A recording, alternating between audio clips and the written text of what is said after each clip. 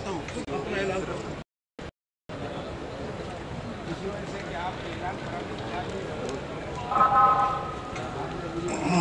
خادم جمعیت سید عبد المجید ندیم حاضر ہے. وقت بہت کم ہے اور میں آپ کی توقعات سے بھی کم گفتگو کرنا چاہتا ہوں. حضرت مفتی صاحب نور اللہ مرقدہ کی سیرت و کردار کو سامنے رکھتے ہوئے اپنے حال اور مستقبل کو کامیاب بنانے کی حکمت عملی ہم نے سوچنی ہے.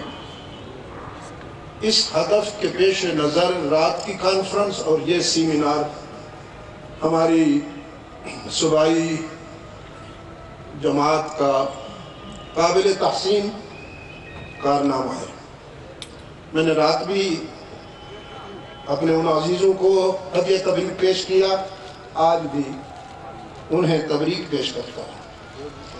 مفتی صاحب کی سیرت کا ایک نقش اور اسی ضمن میں پھر میں حالات حاضرہ کے تناظر میں کچھ کہنا چاہتا ہوں. 1970 میں ہماری قومی زندگی ایک بحرانی مرحلے سے گزر رہی تھی. شیخ مجید آدھے پاکستان کا نمائندہ منتخب ہوا، اس کی عوامی لیگ کو مجاقی ملی، اکثریت ملی. اس کی 6 پوائنٹس کے علاوہ یہ بھی ڈیمانڈ تھی کہ ڈھاکہ میں پارلیمنٹ کا اجلاس بلایا جائے. بدقسمتی سے اقتدار پر بیٹھے ہوئے متکبرین نے اس کی یہ بات نہیں مانی. اصرار کیا کہ جو ہم کہہ رہے ہیں وہی مانو.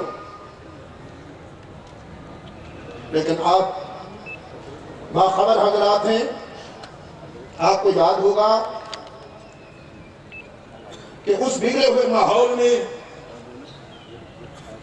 مفتی محمود رحمت اللہ تعالی علیہ کا یہ موقف تھا کہ شیخ مجید کی بات سنی جائے، اس سے بندوق کے بجائے ڈائلاگ کیے جائیں، بندوق سے بات نہ کی جائے. اگر وہ ڈھاکہ میں پارلیمنٹ کا اجلاس چاہتا ہے تو ہم بخوشی جانے کے لیے تیار ہیں. یہ آپ کے قومی ریکارڈ میں سب کچھ موجود ہے. لیکن بدقسمتی سے یہ بات نہیں مانی گئی اور میں تفصیل میں جائے بغیر نتیجہ عرض کرتا ہوں کہ آپ کا آدھا ملک چلا. اگر آپ محسوس نہ کریں تو جب کوئی ایکسیڈنٹ ہوتا ہے 2 قسم کے لوگ متاثرین کو ٹریٹ کرتے ہیں. ایک وہ ہوتے ہیں جو زخمیوں کو فرسٹ ایڈ دیتے ہیں، ان کو ہسپتال لے جاتے ہیں، ان کی دیکھ بھال کرتے ہیں. کچھ وہ بدبخت ہوتے ہیں جو زخمیوں کی جیبیں ٹٹولتے ہیں، ان کی گھڑیاں اتارتے ہیں. 1970 کے اس ایکسیڈنٹ کے بعد میں چونکہ بنگلہ دیش کے 31st وزٹ کر چکا ہوں. 31st میں نے اس قوم کا بار بار مطالعہ کیا، دیناج پور سے کلکتہ سے سرحد تک.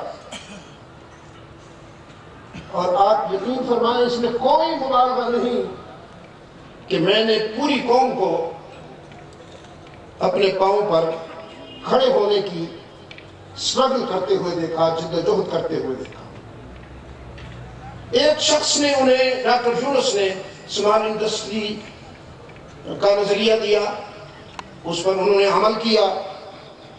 ان کی کرنسی اپ ہو گئی ہے، ان کے ٹکا کے مقابلے میں آپ کا روپیہ کمپلیکس فیل کر رہا ہے، احساس کمتری میں مبتلا ہے.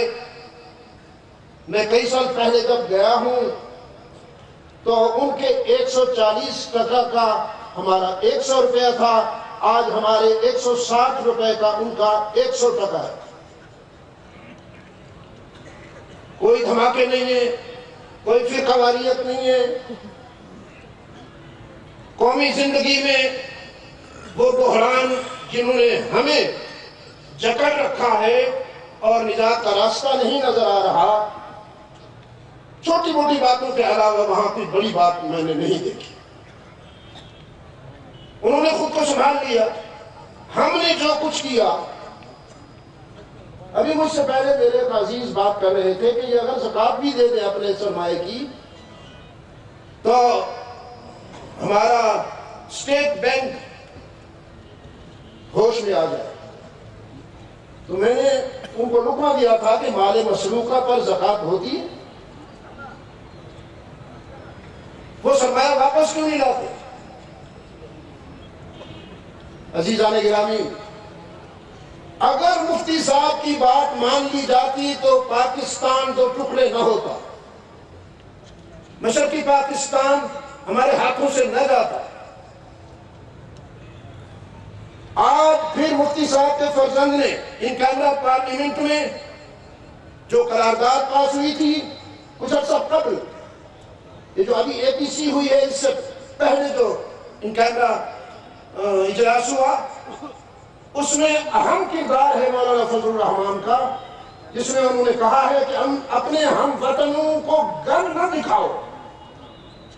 گن دشمن کے لیے ہوا کرتی ہے. گھر میں اگر بھائیوں میں لڑائی ہو جائے، اختلافات ہو جائے، افراد خانہ کی رائے ایک دوسرے سے نہ ملتی ہو، کوئی تھوڑا تھوڑا ڈیفرنٹ ہو، تو پھر وہ نیگوشیشن سے، ڈائیلاگ سے اس کو حل کیا جاتا ہے. یہاں بلوچستان میں جو کچھ ہو رہا ہے، کراچی میں جو کچھ ہو رہا ہے، خیبر پختونخوا میں جو کچھ ہو رہا ہے، پنجاب میں جو کچھ ہو رہا ہے، آپ سب کے سامنے ہے. جمعیت علماء اسلام کا یہ موقف ہے کہ قوم کا کوئی بھی طبقہ اگر آپ سے اختلاف رکھتا ہے تو اس کے اختلاف رائے کا احترام کرتے ہوئے اس کے ساتھ بیٹھیے اور بات کیجیے. لیکن اگر آپ اس کو گولیوں سے بھون ڈالیں گے اور آپ کی اجازت کے بغیر ڈرون آ کر ان کے گھروں کو نظر آتش کر دیں گے، یہ اجازت بھی بڑی فکر انگیز ہے، معنی خیز ہے کہ آپ کی اجازت تو نہیں ہے لیکن وہ آتے ہیں اور سب کچھ کر کے چلے جاتے ہیں. زبان کچھ اور، بوئے پیرہن کچھ اور کہتی ہے. تمہارے بیانات سے اور حالات کے حقائق سے بہت دوریاں ہیں. اگر تم اپنے قوم کے افراد کے گھر جلاؤ گے، ان کے بچوں کو ڈھونڈ ڈالو گے، ان کی آنکھوں کے سامنے ان کی مائیں، ان کی بیٹیاں ٹکڑے ٹکڑے ہو جائیں گی. اتنا صبر کرنے والے یہ لوگ بھی نہیں ہیں کہ یہ سب کچھ دیکھنے کے باوجود خاموش بیٹھے ہیں. یہ انسان کی فطرت ہے. آپ کمرے میں بند کر کے بلی کو بھی اگر ماریں تو وہ جھپٹے گی آپ کی طرف. رد عمل تو ہر عمل کا ہوتا ہے. اگر آپ نے صورتحال کو بدلنا ہے اور اس شر کو خیر کی طرف لانا ہے تو پھر آپ خود بھی خیر کی پہچان بنیں اور اپنے قوم کے لوگوں کی عزت کریں. ان کی ماؤں کو نہ ماریں، ان کے والدین کو نہ ماریں، ان کے بچوں کو ٹکڑے نہ کریں، ان سے ڈائیلاگ کریں. آج بھی اگر کل مفتی محمود کا مشورہ تھا، نہیں مانا، ملک چلا گیا، آدھا ملک چلا گیا. آج اگر مولانا فضل الرحمان کی بات نہیں مانی جاتی تو اب مجھ میں وہ ہمت نہیں ہے کہ جو ہونے والا ہے میں وہ کہہ سکوں.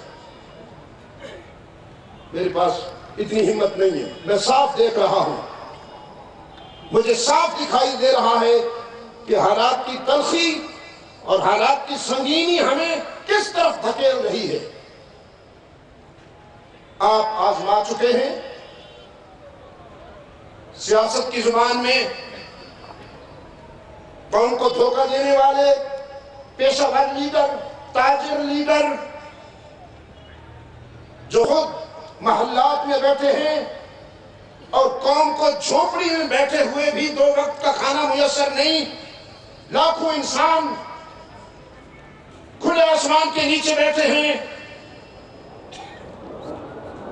میں نے سندھ کے مناظر بھی جا کے دیکھے ہیں اور پنجاب کے مختلف خصوصاً جنوبی پنجاب کے بھی مناظر جا کے دیکھے ہیں، جس حالت میں وہ لوگ جی رہے ہیں انسانیت شرما جاتی ہے۔ جب تک یہ اپنی شاہانہ زندگی میں ترمیم نہیں کریں گے، جب تک خود کو نہیں بدلیں گے، حالات سنگینی کی طرف روز بروز بلکہ لمحہ بہ لمحہ بڑھ رہے ہیں اور نتیجہ انتہائی خوفناک ہونے والا ہے۔ اس لیے ملک کو بچانے کے لیے، سنوارنے کے لیے اور خطرات کے موجودہ خوفناک بادلوں کو ٹالنے کے لیے، کل تک تو ہم کہتے تھے کہ دہشت گردی کا امام امریکہ ہے، آپ نہیں مانتے تھے، آج ماشاءاللہ بغیر کسی تکلف کے آپ مان رہے ہیں۔ یہی بات تو ہم کہتے کہتے تھک گئے۔ جہاں بھی کوئی واقعہ ہوا آپ نے مسلمانوں کے کھاتے میں ڈال دیا، حالانکہ عالمی دہشت گردی کے مراکز کے لبیب ہے اور وائٹ ہاؤس ہے۔ جہاں کہیں ٹیررزم ہو رہا ہے اس کی سرپرستی وہیں سے ہو رہی ہے۔ آپ کو آج بات سمجھ میں آئی ہے، اگر آئی ہے تو بھی غنیمت ہے۔ شام کو آپ لوٹ آئے ہیں، صبح لوٹنا تھا لیکن شام کو لوٹ آئے تو غنیمت ہے۔ پاکستان کی بقا و سلامتی کے لیے اب آپ کو بہت زیادہ سوچنا ہوگا اور آنکھیں کھلی رکھنی ہوگی۔ جمعیت علماء اسلام کا یہ پوری قوم پر احسان ہے کہ انہوں نے موجودہ حالات کے تناظر میں آپ کی رہنمائی کے لیے اپنا فرض ادا کیا ہے۔ اللہ آپ کا اور ہم سب کا ہمیں مناسب